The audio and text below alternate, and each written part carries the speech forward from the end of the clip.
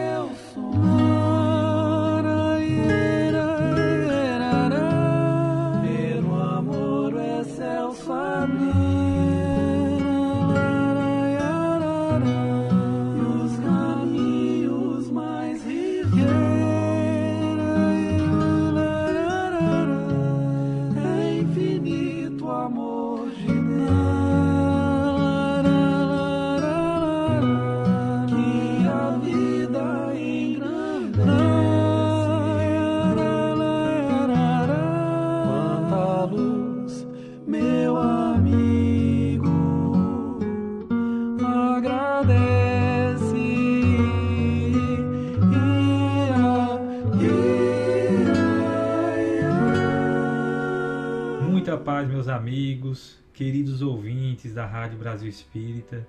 Estamos aqui para dar início a mais um programa Consolador Prometido. É com muita satisfação que nós hoje vamos falar de um tema muito importante, que é o poder da fé. Poder da fé. A condição da fé inabalável, que nós podemos acompanhar lá no capítulo 19 do Evangelho segundo o Espiritismo, quando fala e é intitulado A Fé Transporta Montanhas. E a frase do dia é do nosso saudoso querido Allan Kardec, quando ele diz que a fé inabalável é somente aquela que pode encarar a razão face a face em todas as épocas da humanidade. Fé inabalável encara a razão frente a frente em todas as épocas da humanidade. Então esse é o tema central do nosso programa de hoje, o poder da fé. A gente vai lembrar que quando Jesus veio ao encontro do povo, está lá no capítulo 17, versículos 14 a 20 do Evangelho de Mateus, determinado homem se aproximou de Jesus de joelhos e disse: Senhor, tende piedade do meu filho, que sofre muito e é lunático, pois cai muitas vezes no fogo e muitas vezes na água. Apresentei-o aos seus discípulos, mas eles não o puderam curar. E Jesus respondeu dizendo: Ó raça incrédula, até quando estarei convosco?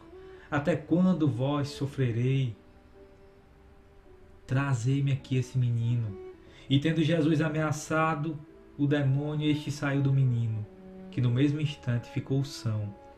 Os discípulos vieram então ter com Jesus em particular e lhe perguntaram: Por que não podemos nós outros expulsar esse demônio? Respondeu-lhe Jesus: Por causa da vossa incredulidade. Pois em verdade vos digo, se tiver a fé do tamanho de um grão de mostarda, dirá a esta montanha: transporta-te daí para ali, e ela se transportará, e nada vos será impossível.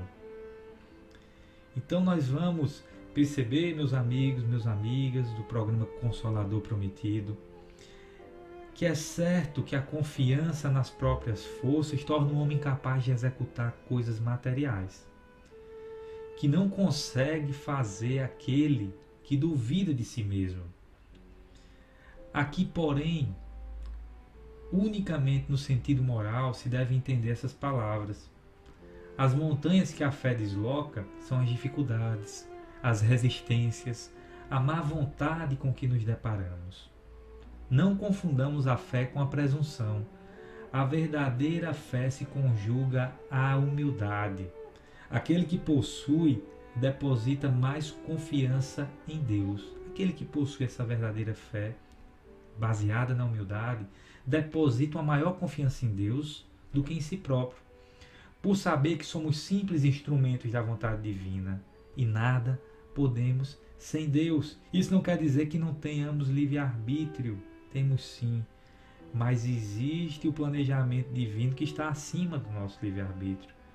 Nós temos nossas escolhas e dessas escolhas resultam consequências e nós temos que nos responsabilizar por aquilo que está ao alcance das nossas mãos. Mas o que está além delas, aí cabe a nossa confiança, a nossa fé, que é a certeza em Deus. Fé é a palavra que vem do latim fides e do hebraico emuná, que significa, em resumo, fidelidade, confiança, lealdade. Ou seja, é o comprometimento com Deus e com o outro. Em sentido teológico, é a fidelidade da criatura para com o Criador.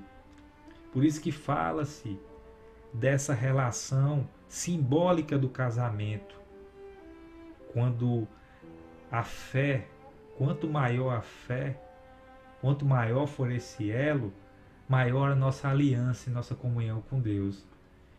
E quanto menor, quanto mais afastados estivermos dessa fé verdadeira, nós estamos cometendo simbolicamente um adultério, a infidelidade, o afastamento a Deus ou afastamento às leis de Deus, às leis naturais.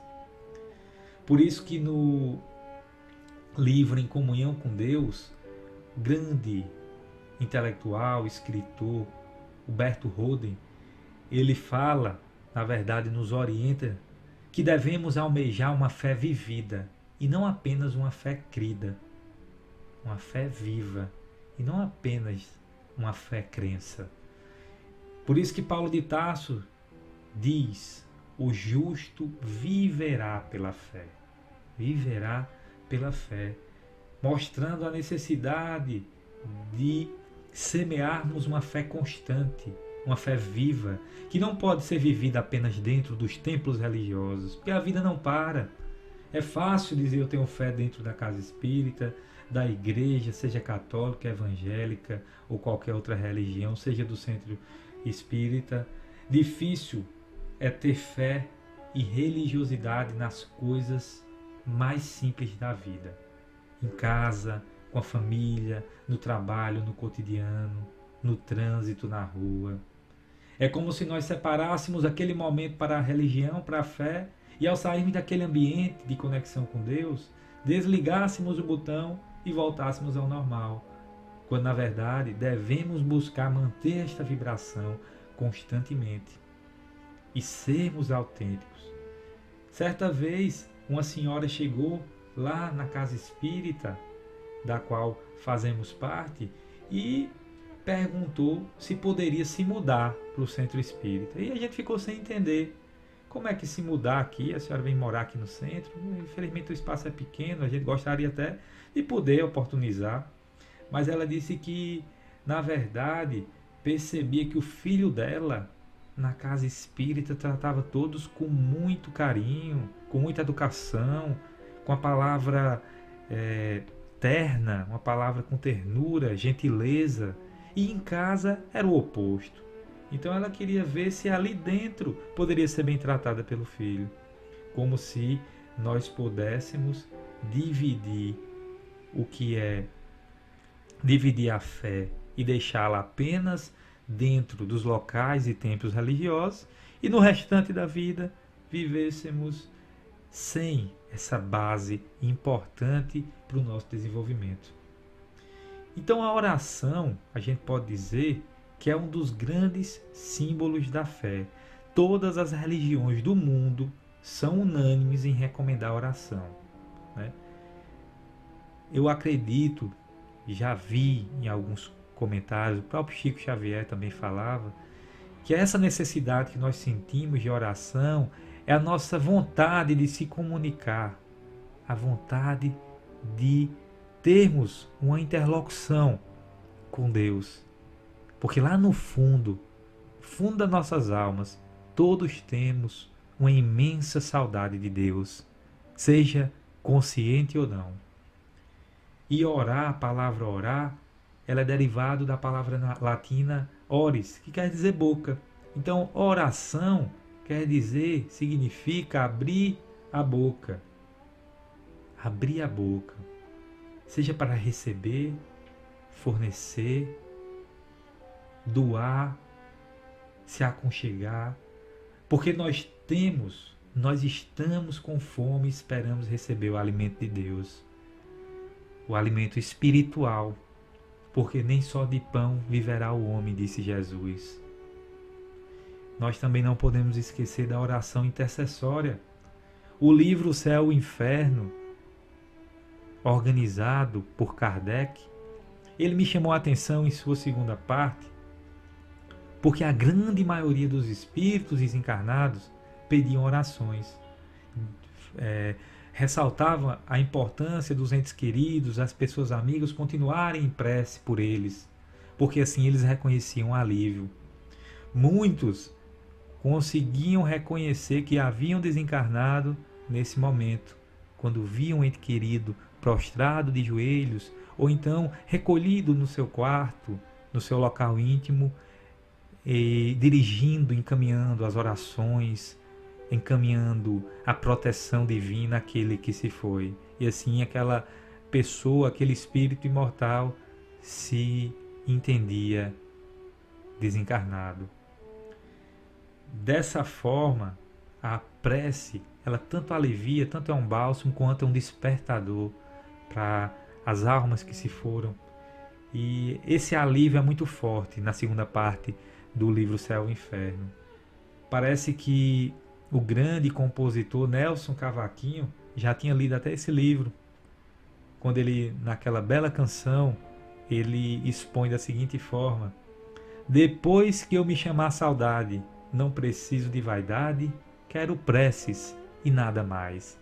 Quando a gente se chamar saudade, vamos perceber, talvez não precisa chegar até lá, para que percebemos a importância da prece intercessória, né? Interceder pelos encarnados e aqueles desencarnados e também pelos encarnados, né? Muitos estão encarnados com problemas, dificuldades, problemas de saúde. Isso é tão interessante, meus amigos, que não é à toa, e nem foi à toa, que o Papa Francisco, lá no momento em que primeira vez se dirigiu ao público na Praça de São Pedro, em Roma, lá no Vaticano, ele disse, na verdade, ele só pediu uma coisa: eu peço que façam primeiramente uma prece para mim, que eu vou precisar, tamanha a carga, tamanha a relevância da função que ali ele começar a exercer nesse orbe, nesse planeta, né? Então, o Papa Francisco vem a público pedindo preces por ele, né? Além da sua humildade, ele consegue vislumbrar a importância desse ato, dessa virtude. E o que dizer de nós, né? Dos nossos governantes? Será que precisamos e eles precisam de prece? Acredito que é uma forma de dirigirmos as nossas intenções e as nossas energias. E ao invés disso, deixamos de alimentar a discórdia. Então Jesus, ele pede para quando orarmos, entremos no nosso quarto e fechando a porta, ore ao nosso Pai que está em secreto. Então que a gente se recolha no nosso íntimo, no nosso quarto, feche a porta do coração e se recolha na intimidade. E oremos em secreto, enviando a Deus, né, que a gente se concentre e não queira nenhuma exibição, porque o nosso relacionamento com Deus é interno. Ele não precisa ser visto. Ele pode ser até visto, mas que dentro esteja a boa intenção de encaminhar todos os nossos anseios, todas as nossas vibrações e nosso relacionamento com Deus possa desabrochar de maneira sincera, franca, autêntica e íntegra. Porque ainda no Evangelho de Mateus, Jesus vai dizer que todo aquele que pede, recebe. Todo aquele que busca, encontrará. E ao que bate, será aberto. Só faltou, nesse ponto, a gente entender, entre linhas, que Jesus fala, todo que pede, vai receber. O que bate, vai ser aberto. E ao que busca, ele vai encontrar. Buscai e achareis. Mas a gente tem que entender que tudo isso é em conformidade com a vontade de Deus. Por isso que o ditado popular fala: Deus escreve certo por linhas tortas. Linhas tortas para a gente. Deus escreve certo, mas nós que vemos as linhas tortas. Ele escreve certo por linhas certíssimas. Só que em muitas situações nós não conseguimos enxergar que recebemos, que encontramos o que estavam buscando. Encontramos e a porta foi aberta, e às vezes a gente deixa ela se fechar quando ela já foi aberta. Então é importante entender que o que é bom para Deus pode não parecer ser bom para nós, porque nós nem sequer sabemos o que é melhor para nós, e Deus sabe. Ele sabe tudo. É preciso esse autoconhecimento, nós buscarmos nos entendermos e as nossas vicissitudes, porque Deus já sabe de tudo. Então resta-nos confiar nele, que está conosco a todo instante, aqui, nesse momento, nas casas dos ouvintes, amigos que nos acompanham, de todos na nossa casa. Deus está aqui muito próximo. Só que muitas vezes nós não temos olhos de ver, nem ouvidos de ouvir a Deus que nos acompanha. No livro Consolador, na questão 354, é perguntado a Emmanuel se ele pode definir o que é ter fé. E Emmanuel responde: ter fé é guardar no coração a luminosa certeza em Deus. Certeza que ultrapassou o âmbito da crença religiosa, fazendo o coração repousar numa energia constante de realização divina da personalidade. Conseguir a fé é alcançar a possibilidade de não mais dizer eu creio, mas afirmar eu sei. Essa jornada entre o eu creio para afirmar eu sei, com todos os valores da razão tocados pela luz do sentimento. Tem que entender que não é só dizer eu acredito, eu creio em Jesus, que é diferente de afirmar com convicção eu sei. Nada mais me abala. Eu sei que o mundo tem um comando, que o planeta tem um governador espiritual do quilate de Jesus. Então essa fé, ela não pode parar em nenhuma circunstância da vida. Por isso que é preciso saber trabalhar sempre, intensificando a amplitude de nossa iluminação, pela dor, pela responsabilidade, pelo esforço e pelo dever cumprido. Então, traduzindo a certeza na assistência de Deus, a fé exprime a confiança que sabe enfrentar todas as lutas e problemas. A certeza que Deus está nos assistindo, com a luz divina no coração, e a humildade redentora que edifica no íntimo do espírito, vai fazer com que nós chegamos até Ele, nosso Pai, e diga: faça-se no escravo a vontade do Senhor. É realmente entregar a Deus. Total confiança. Assinar um cheque em branco para Deus.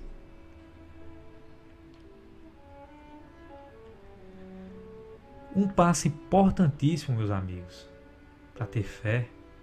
A gente vacila muito, principalmente nos momentos mais felizes da vida, não é tão difícil dizer que tem fé, mas um passo importantíssimo,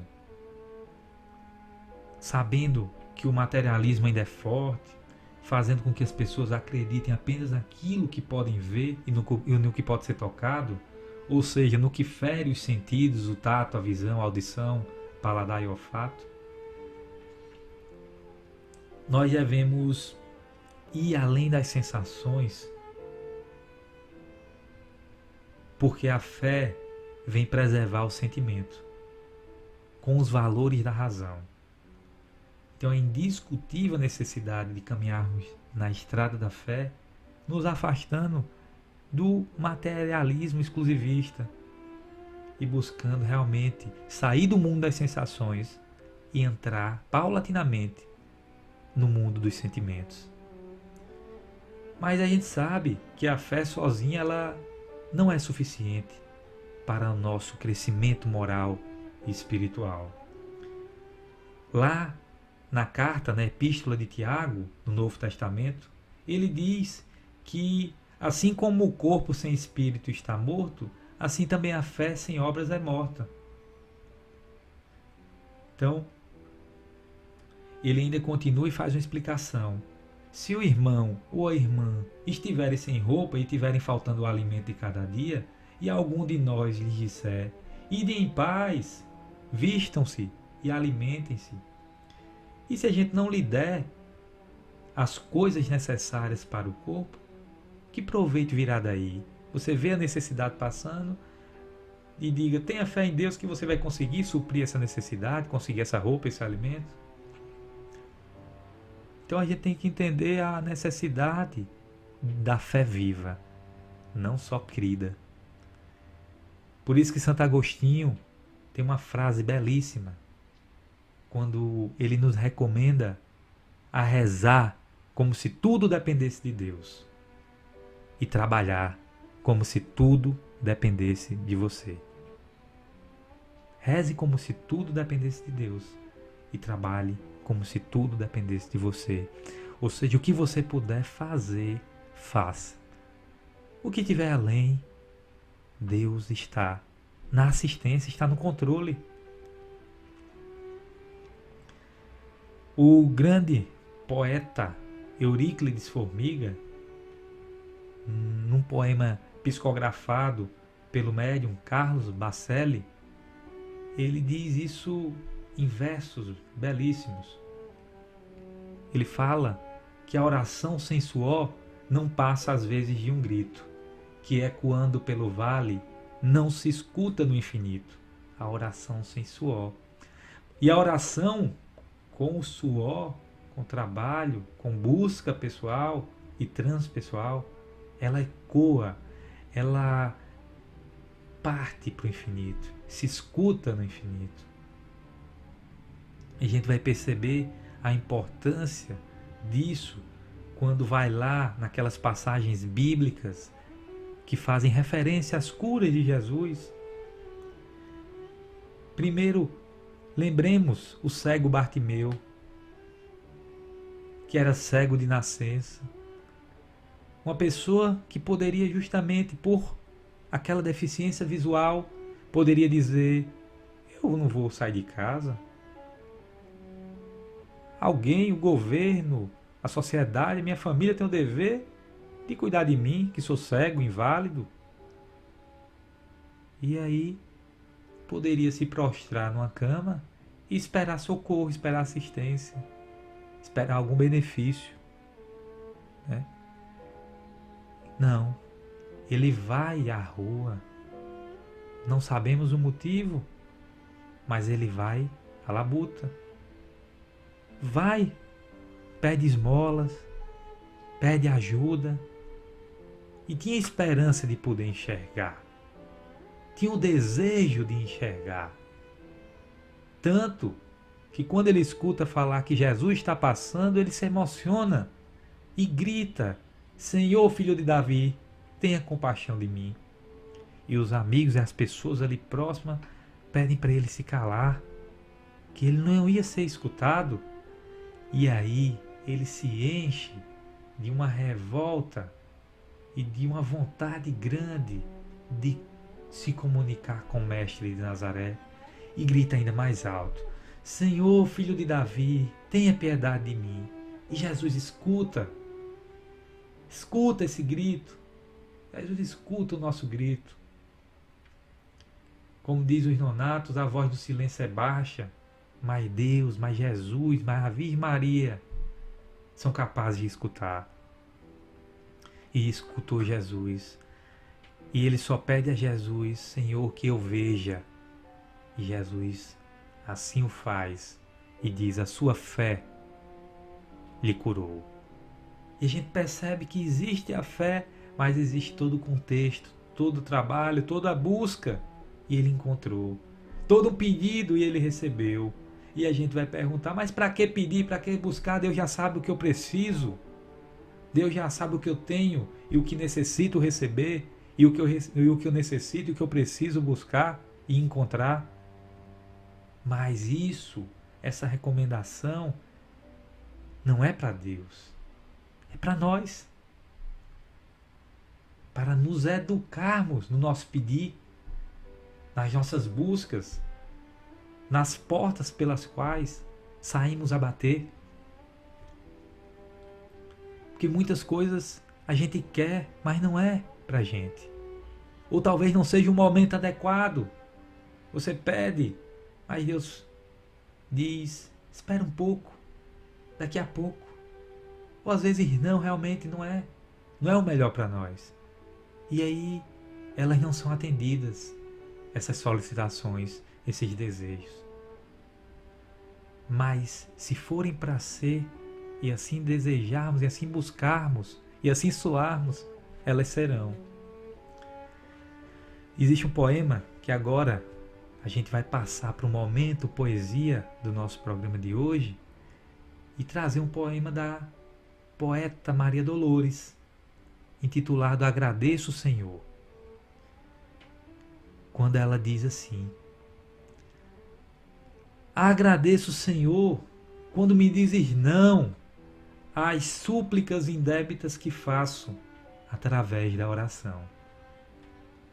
Muitas daquelas dádivas que peço, estima, concessão, posse, prazer, em meu caso talvez fossem espinhos na senda que me deste a percorrer. De outras vezes imploro-te favores, entre lamentação, choro, barulho, mero capricho, simples algazarra, que me escapam do orgulho. Existem privilégios que desejo, reclamando-te o sim, que se me florescem na existência, seriam desvantagens contra mim. Em muitas circunstâncias rogo afeto, sem achar companhia em qualquer parte, quando me dás a solidão por guia, que me inspire a buscar-te. Ensina-me que estou no lugar certo, que a ninguém me ligaste de improviso, e que desfruto agora o melhor tempo de melhorar-me em tudo o que preciso. Não me escute as exigências loucas, faz-me perceber que alcançarei além do necessário se cumprir o meu dever. Agradeço, meu Deus, quando me dizes não com teu amor, e sempre que te rogue o que não deva, não me atendas, Senhor. Livro Antologia da Espiritualidade, Maria Dolores, psicografado pelo nosso saudoso Chico Xavier. Agradeço, Senhor, quando me dizes não às súplicas, aos pedidos indébitos, indevidos que faço através da oração. Porque existem privilégios que desejo, reclamando-te o sim, mas que se florescessem na existência, seriam desvantagens contra mim. Então por isso eu agradeço, meu Deus, quando me dizes não com teu amor.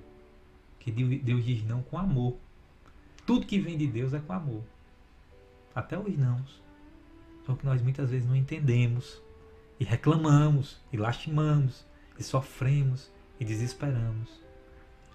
Mas aí nós devemos lembrar que Deus sabe o que é melhor para nós. Se Deus quiser, vai chegar um dia que nós saberemos, ou estaremos próximos de saber o que é melhor para nós, e conseguir entrar em comunhão com Deus, naquele momento em que Paulo diz que não sou eu que vivo, mas o Cristo vive em mim. Então, quando Cristo viver em nós, depois de muitas batalhas, de muito trabalho, de muitas lutas, aí nós podemos entender a vontade de Deus. Talvez entender essa vontade. Saber a minha necessidade, saber a necessidade do outro e assim poder compreender as situações da vida em todas as áreas da nossa existência. Na área pessoal, profissional, de relacionamento, na nossa vivência com a sociedade, na família, na comunidade. Então a gente vai buscar compreender as dificuldades, vai compreender também as facilidades, mas é preciso, antes disso, ter e buscar ter essa confiança em Deus.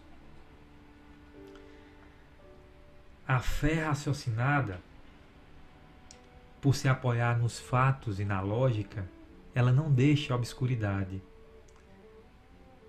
O espírito imortal, o ser humano, ele crê porque tem certeza. E ninguém tem certeza a não ser porque compreendeu. Essa fé raciocinada é uma fé que nós buscamos, porque ela é como aquela casa construída sobre o alicerce, sobre a rocha. Pode vir tempestade, pode vir enchente, ventos fortes, ela vai permanecer firme. Mas se construirmos uma fé vacilante, naquela onda de cegamente acreditar por um caminho, sem refletir, sem meditar, sem buscar o teológico da coisa, nós vamos acabar construindo a casa sobre a areia, né? Construindo a nossa base, nossa crença sobre o terreno arenoso, e aí qualquer tempestade, qualquer enchente vai derrubar essa casa. Então que nós busquemos essa solidez, porque a fé é a base. Dela brota a esperança, dela vigora a caridade. Então, nós não podemos esquecer aquela frase de Emmanuel, no prefácio do livro Caminho, Verdade e Vida. O Cristo não estabelece linhas divisórias, entre o templo e a oficina. O Cristo não estabelece linhas divisórias entre o templo e a oficina. Toda a terra é seu altar de oração e seu campo de trabalho, ao mesmo tempo. Por louvá-lo nas igrejas e desprezá-los nas ruas, é que naufragamos 1000 vezes. Então não existe linha divisória entre a fé e o trabalho, entre o templo e a oficina. Toda a terra é um altar de oração e também um campo de trabalho. Então muitas vezes, por louvar o Cristo nas igrejas e esquecê-lo, desprezá-lo nas ruas, ou seja, no nosso cotidiano, nas coisas mais simples da vida, é que naufragamos 1000 vezes. E que nós possamos naufragar menos. Se não conseguirmos manter-nos em cima, na superfície, que naufraguemos menos. No livro O Espiritismo, na sua expressão mais simples, Kardec nos fala que de nada adianta crer se a crença não o faz sequer dar um passo à frente no caminho do progresso e não torna esse caminho melhor para o seu próximo. Então, a fé, a crença, se ela não tem o objetivo de fazer com que através desse caminho nós nos tornemos melhores, né, conseguimos pelo menos dar um passo à frente no caminho do progresso, ela é a chamada fé morta, a fé sem obras. E as obras não é só coisa grande, não. Muitas vezes são pequenas coisas do dia a dia. às vezes uma reação que a gente poderia ter contido, ter sido mais gentil, ou ter sido menos rude, mas nós não conseguimos, revoltamos, devolvemos na mesma moeda, e aí a corrente do mal e a corrente da desavença está firmada e ligada. E essa busca para a absorção do poder da fé em nossas vidas é justamente para que a gente consiga fazer dela a causa dos nossos defeitos. Que nós tenhamos a cada dia a sabedoria necessária, a fé suficiente para os desafios que nos aguardam a todo instante. Só que não podemos esquecer que não estamos sós, que Deus, nosso Pai, Pai nosso, que estás nos céus, está aqui também e a todo instante ao nosso lado. E nessa mão de Deus nós podemos segurar, que nela nós vamos seguros, vamos adiante seguros.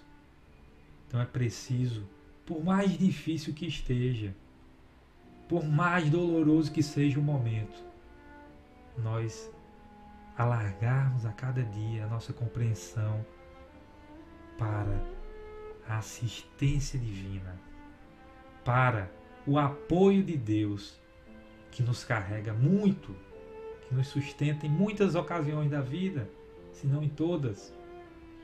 E nós temos que ser gratos por isso. Deus nos inspira, nos intui, nos abraça, nos beija, está a todo instante buscando, está emitindo luzes de amor para que nós possamos cumprir com nossos compromissos. Cada um com seus compromissos individuais, sociais, coletivos, que são muitos, familiares, e que nós tenhamos essa força para enfrentá-los, e junto com Deus, junto com Jesus, o fardo é mais leve, o jugo mais suave. Então, meus amigos, um grande abraço, muita paz a todos, fique com o nosso Deus. Jesus sempre ilumine nesse evangelho de amor a todos, em suas casas, onde vocês estejam. O meu abraço sincero e carinhoso. Nesse momento, nós gostaríamos de finalizar o programa Consolador Prometido com uma prece. Senhor Jesus, nosso Mestre, modelo e guia que Deus proporcionou em sua misericórdia para que caminhássemos na luz. Eu sei, Senhor, que é difícil essa caminhada, existem muitas curvas, existem muitos buracos, mas nós sabemos que a fé do tamanho de um grão de mostarda, ela pode fazer mover montanhas. E como o Senhor nos disse, nada será impossível. O impossível é um erro de cálculo, onde lá atrás calculamos de maneira equivocada. E nós poderemos, com a robustez da fé em ascensão, nós poderemos galgar passos inimagináveis, fazer e realizar feitos que certa vez achávamos impossíveis de se realizar. Mas nós não estamos sozinhos. Jesus é o governador do orbe, Deus que dirige o universo. Então, são nessas mãos que nós queremos entregar e dar nossas mãos, informando e deixando claro que estamos juntos nessa empreitada, em busca de evoluir, de progredir, de se aperfeiçoar e, acima de tudo, conviver melhor nesse mundo, com as criaturas, seres vivos de todas as espécies, de todos os reinos, vegetal, animal, hominal, espiritual. Que essa grande família nossa seja harmonizada na fé, independentemente da situação que estejamos passando. Teremos a certeza em Deus de que tudo vai passar, que dias melhores virão e que a esperança está sempre viva, assim como o Espírito que é imortal. Então, Senhor, abençoa cada um dos nossos amigos ouvintes, suas famílias, todos que estão com o coração buscando respostas, buscando serem atendidos. Que o Senhor, na sua bondade, no seu amor, na sua misericórdia, atenda a todos. Inspire, envie orientações através de todos, também com carinho e com assistência dos benfeitores e dos nossos anjos da guarda, que nos acompanham e supervisionam o nosso caminhar. Que Jesus esteja sempre conosco, hoje e sempre, que assim seja.